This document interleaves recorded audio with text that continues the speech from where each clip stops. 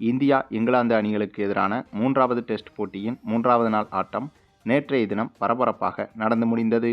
அதுவும் இந்த போட்டியின் முதல் 2 நாள் ஆட்டத்தை விட 3வது நாளான நேற்றைய நாள் ஆட்டம்தான் உச்சக்கட்ட எதிர்பார்ப்பை எகிற வைத்தது.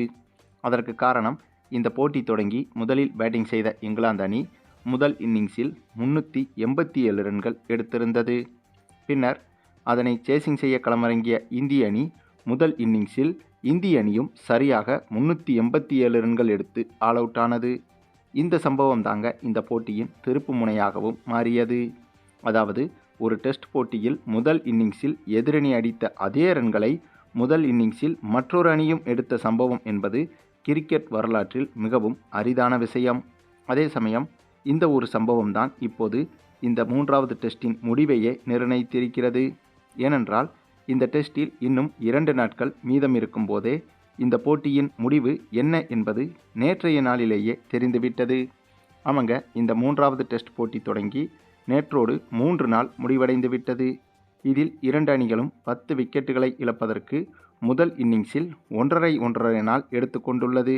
அதாவது, இந்த பிச்சின் தன்மை என்பது பேட்ஸ்மேன்களை அச்சுறுத்தும்படியாக இருப்பதால் பேட்ஸ்மேன்கள் நிதானமாக ஆட வேண்டிய கட்டாயத்திற்கு தள்ளப்படுகின்றனர். அப்படி பேட்ஸ்மேன்கள் நிதானமாக விளையாடும் போது கண்டிப்பாக 1.5 நாள் வரையிலும் ஒரு அணி ஆல் அவுட் ஆகாமல் இருந்து விடுகிறது.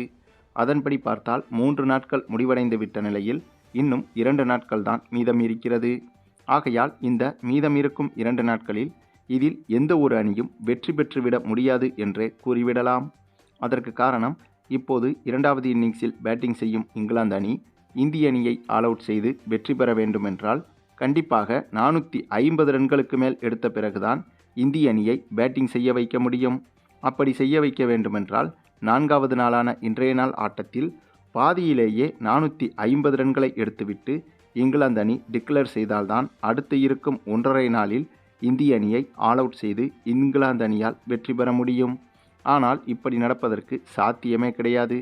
ஏனென்றால் அரை நாளில், அதாவது வெறும் 45 ஓவர்களில் டெஸ்ட் போட்டியில் இது போன்ற பேட்ஸ்மேன்களுக்கு எதிரான மைதானம் ஒன்றில் 450 ரன்கள் அடிப்பது என்பது சாத்தியமே கிடையாது.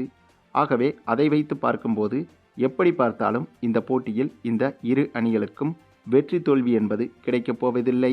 கண்டிப்பாக இந்த போட்டி டிராவில் தான் முடிவடையப் போகிறது. ஆக 3வது நாள் ஆட்டமான நேற்றைய நாள் ஆட்டத்திலேயே இந்த போட்டியின் முடிவு டிரா என்பதுதான் ரிசல்ட்டாக தெரிந்துவிட்டது. அதே சமயம் இந்த முதல் இன்னிங்ஸில் கண்டிப்பாக ரவீந்திர ஜடேஜாவின் பேட்டிங்கை பாராட்டியே ஆக வேண்டும். என்னதான் இந்த முதல் இன்னிங்ஸில் KL ராகுல் சதத்தை எடுத்த போதும், அதன் பிறகு ரிஷப் பண்ட் 74 ரன்கள் எடுத்த போதும் கூட கடைசி நேரத்தில் களமிறங்கி இந்திய அணியை தலைநிமிர வைக்கும்படி சூப்பராக விளையாடியிருந்தார் ஜடேஜா. இதில் ஜடேஜா மட்டுமே 72 ரன்கள் வரை எடுத்திருந்தார். இவர் எடுத்த இந்த 72 ரன்கள் தான் இந்த போட்டியில் இந்திய அணியின் தோல்வியை தவிர்த்தது என்று கூட சொல்லிவிடலாம். அந்தளவுக்கு ஜடேஜாவின் இந்த ஒரு இன்னிங்ஸ் என்பது மிகவும் முக்கியமான இன்னிங்ஸாக அமைந்துவிட்டது.